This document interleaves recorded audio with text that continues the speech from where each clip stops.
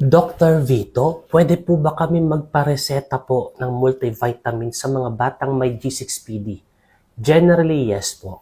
Lalong-lalo na kung doktor po ang mag-a-advise o magbibigay po sa inyo ng multivitamins.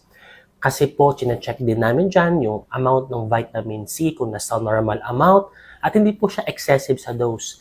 At nakafollow ito sa recommended daily allowance po, no? Nang sa ganun po, safe sa inyong mga bata.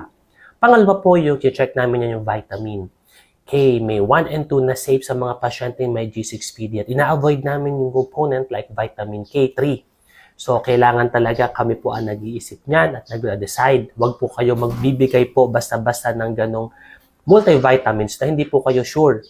Tapos po, check namin yung ginagamit pong chemical or food coloring and other components na maaari pong makasama o makatrigger po ng pagkakaroon ng manifestation ng G6PD sa isang bata na meron po talaga nito. So wag po kayong matakot at mag-worry as long as kayo po ay nagpapakonsulta sa ating mga butihing doktor.